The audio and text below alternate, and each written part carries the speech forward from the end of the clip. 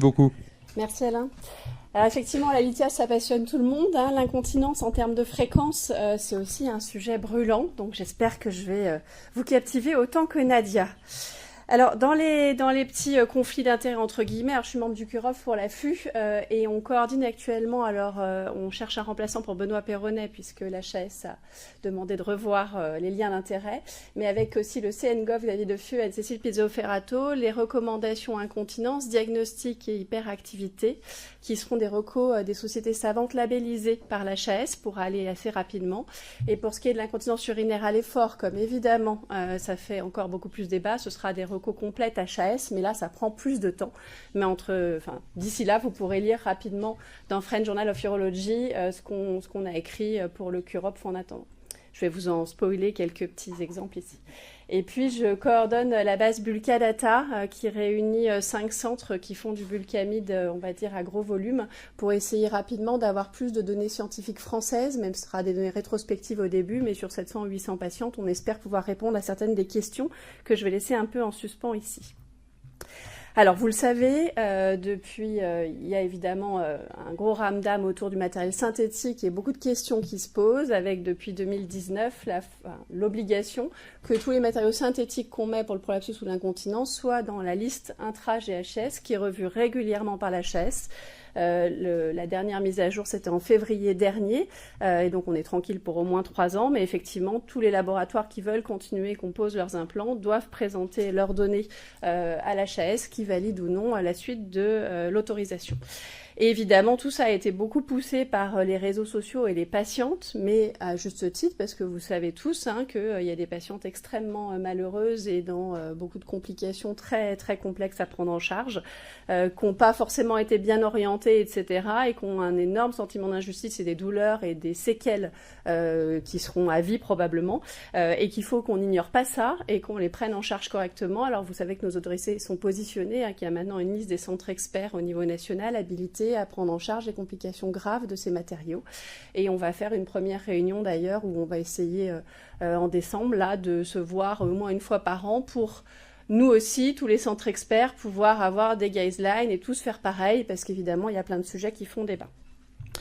Alors au milieu de tout ça, sur les données de science, on en a pas mal sur les bandelettes sous-urétrales, vous le savez, mais je vous mets en avant-première cet article qui est le premier article issu des données du SNDS, donc des données de vraie vie épidémiologiques, méthodologiquement on ne peut pas y revenir. Alors vous pourrez lire dans quelques jours ou semaines, mais globalement ça montre ce qu'on sait au sujet TVT, TOT, TVT plus de complications mais on sait globalement le gérer, TOT moins de complications mais plus de récidives, plus de réintervention, tout ça c'est appuyé fortement par cette étude, mais surtout on a une première piste et c'est là-dessus qu'on se bat avec le CUROP et tous les experts sur le fait que quand on a un TOT, on a plus de douleurs post-implantation et là c'est juste 1 an après au niveau statistique, mais en fait on est convaincu qu'il faut regarder 5 ans après, 10 ans après parce qu'il y a des douleurs qui apparaissent, notamment des membres inférieurs du bassin, etc. avec un TOT, souvent très à distance.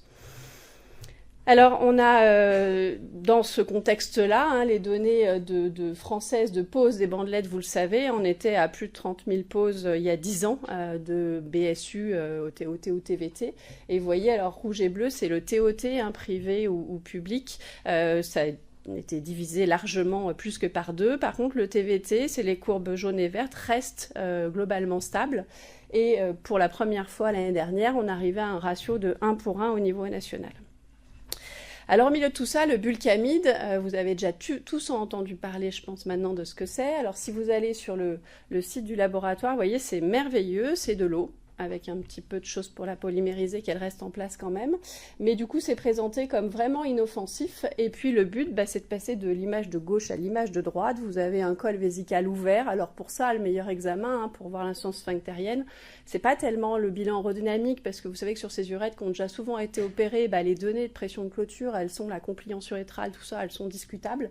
Par contre, quand vous faites des échos périnéales, juste en mettant l'écho introïtal à l'entrée du vagin, sans la mettre à l'intérieur, vous pouvez demander au repos et après en pousser à la patiente de faire l'effort. Et vous voyez ce col qui, quand il y a une insuffisance sphinctérienne, reste ouvert aussi bien au repos qu'en poussée.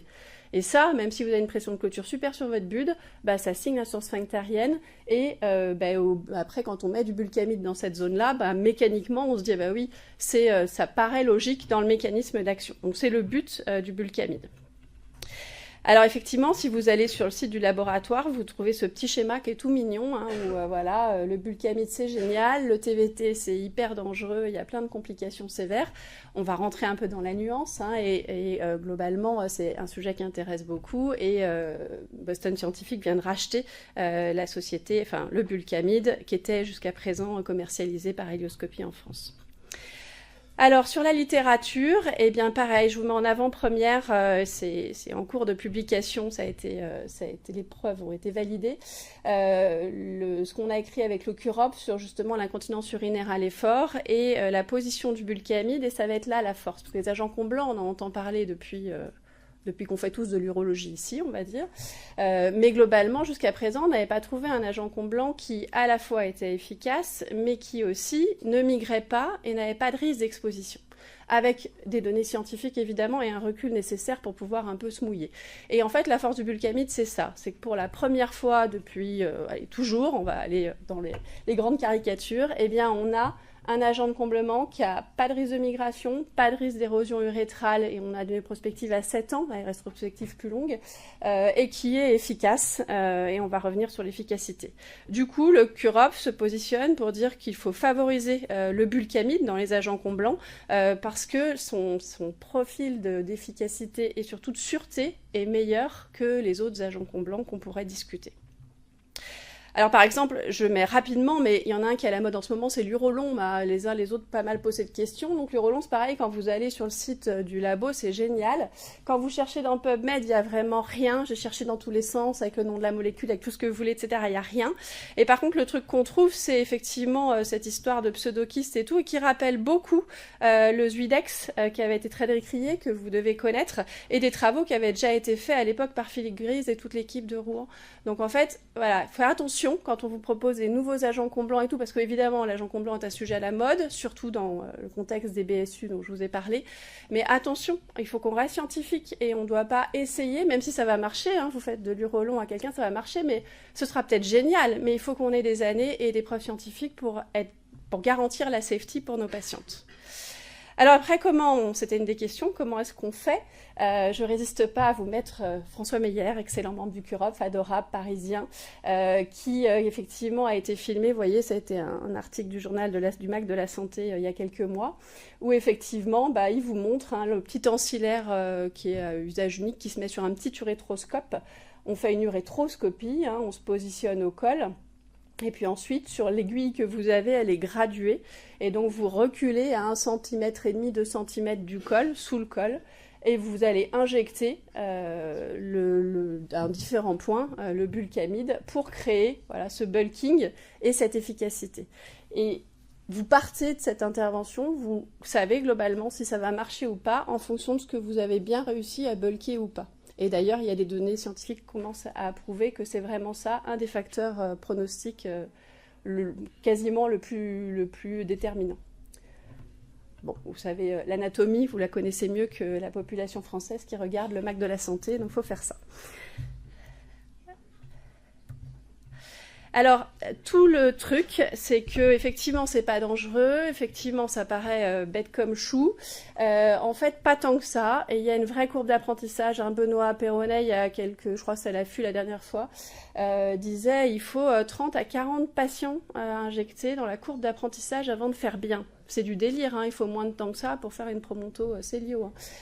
Donc effectivement, il y a un vrai truc, ça c'est les données des Stéphanoises qui en font beaucoup, que Hugo Grignan, pardon, je pense à Loïc Lecoq, mais non, Hugo Grignan doit publier, mais je crois qu'il n'est pas là. Voilà, c'était sa thèse, si, pardon. Voilà, mais effectivement... On y va, tranquille. Effectivement, c'est hyper important d'être bien formé. C'est là-dessus qu'Hélioscopie est très bon et j'espère que Boston va les garder et garder la même philosophie parce qu'effectivement, il ne faut pas se dire « Attends, je sais injecter, je sais faire une rétroscopie, j'y vais » parce qu'en fait, vous allez vous dire « Bah non, ça marche pas, c'est de la merde parce que vous aurez mal injecté. » Alors que si vous êtes bien formé avec tous les tips qui vont, et il y a pas mal de petits détails un peu bêtes, mais voilà, et bien vous allez y arriver sans problème. Et après, vous pouvez le faire sous local. Il y a pas mal d'équipes qui le font, surtout pour des problèmes d'accès, évidemment, au programme opératoire. Mais c'est encore moins bien coté que de faire sous AG, donc vous allez perdre encore plus d'argent. Et on a des infirmières du service ici dans la salle. Quand on le fait sous local, c'est pas rare que les patientes, elles lèvent un peu les fesses parce que c'est pas très agréable de se faire piquer, ne serait-ce que la locale dans l'urètre. Et si elle bouge pendant le geste, vous n'allez pas injecter au bon endroit et vous allez foutre le bulkamide à l'eau, à la poubelle, quoi. Donc c'est vrai que nous, on garde le parti de le faire au bloc sous une courte sédation. Après, tout se discute, voilà, il n'y a pas de... Alors après, chez quel patient on va les mettre? Alors effectivement, une IU primaire, voilà, elle a une hypermobilité urétrale classique, vous avez envie de proposer une bandelette, qu'est-ce que vous faites? Et bien là, on a quand même des données de la science solide.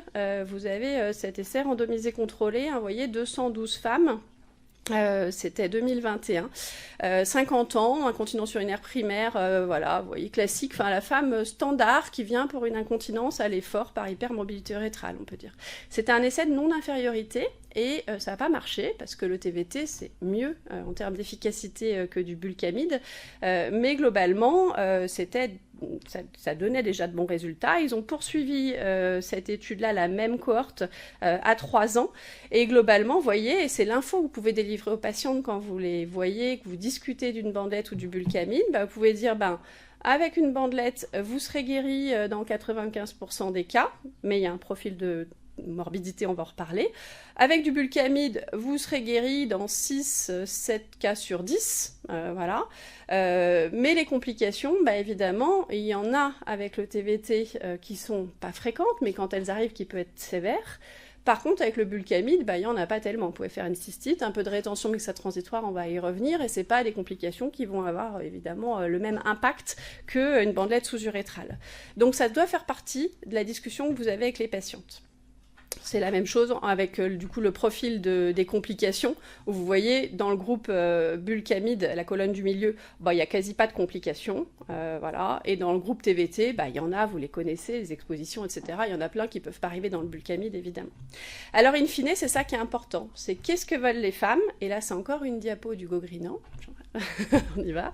Et c'est ça qui est important, c'est qu'en fait, notre job à nous, lors de la consultation, c'est de leur donner toute l'information. Et donc, vous avez une fiche affût pour le bulkamide. Je vous en ai mis des bouts là, avec un dessin qui illustre bien les choses.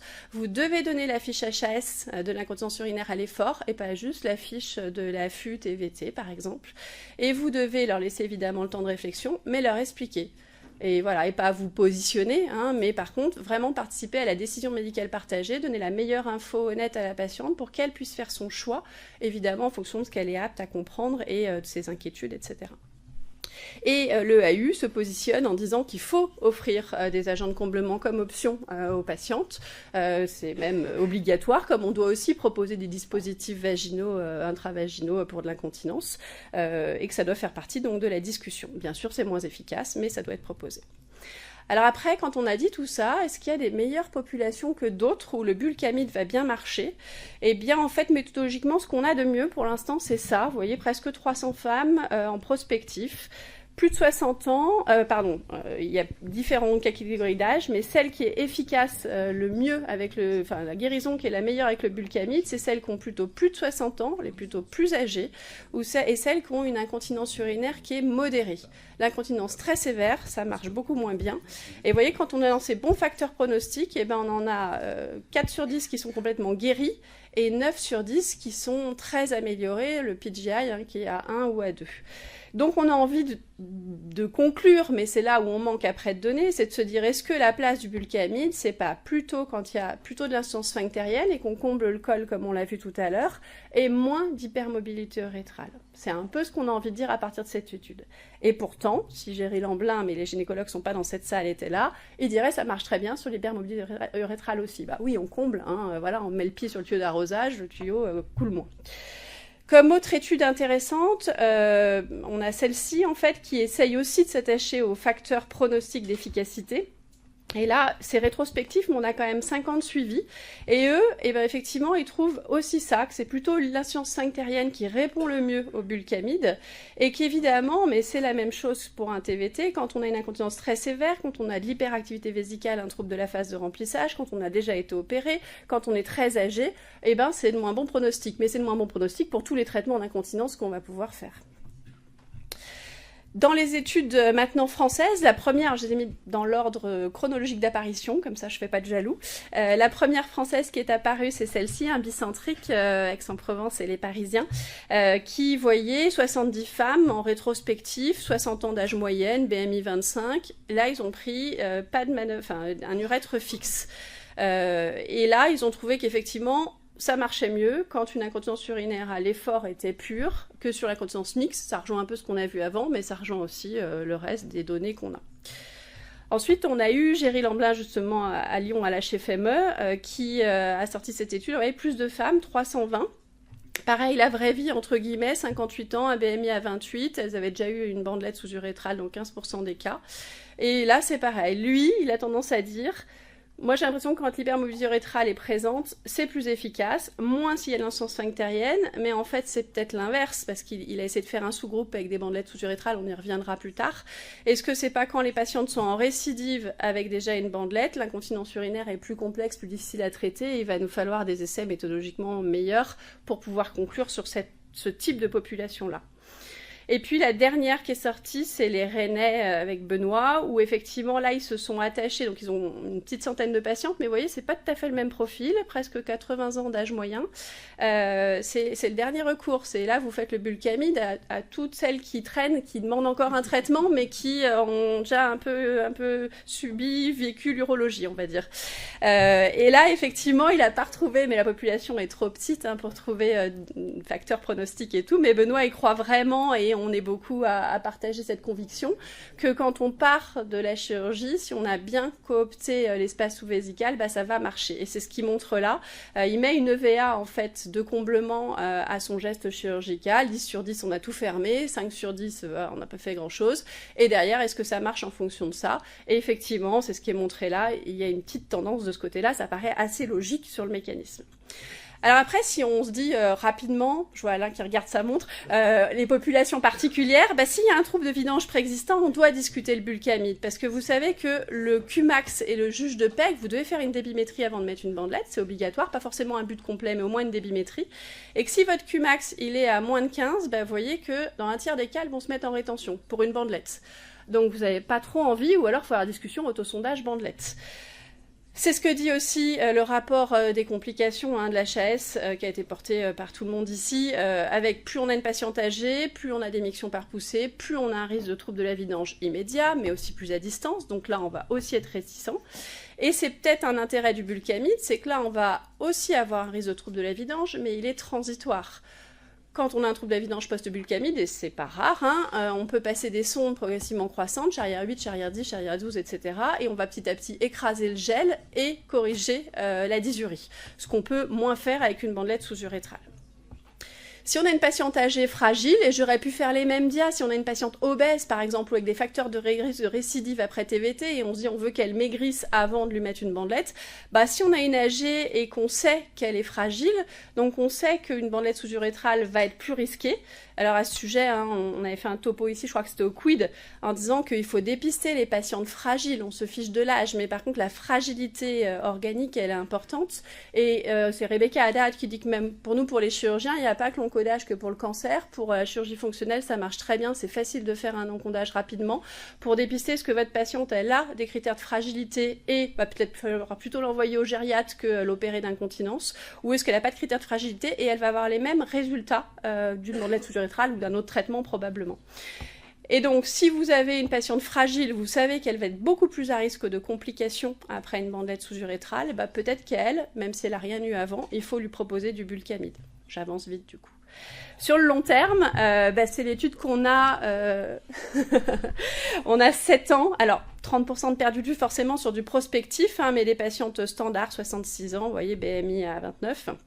Et on voit qu'en gros, elle garde une efficacité dans 60-70% des cas à 7 ans. Donc ça se dégrade pas tant que ça dans le temps. Et évidemment, on peut réinjecter, il n'y a pas de souci. Et on pourra reparler de tout ça si vous voulez, plus en off.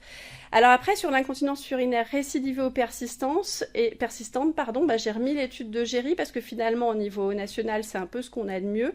C'est dans le sous-groupe qu'ont eu une bandelette sous-urétrale. Alors vous voyez, il n'y en a plus que 50 sur les 300 du départ. Mais globalement, si elles n'ont pas eu de bandelette avant, elles elles ont un score PGI à 1 mois qui est à 80% à 1 ou 2 et 72% en fin de suivi. Si elles ont déjà eu une bandelette, c'est 75% à 1 mois et 67% en fin de suivi. Donc c'est pas si mal, c'est vraiment pas si mal. Et puis la morbidité par rapport aux autres choses que vous pouvez leur proposer, elle est quand même très intéressante. Ce qui permettra vraiment de trancher, je l'espère, c'est cet essai qui est en cours, qui va effectivement comparer en randomisant des femmes qui auront du bulcamide ou un traitement de référence de l'incontinence urinaire récidivée plutôt par sonde sphinctérienne, et donc on verra ce que ça donne.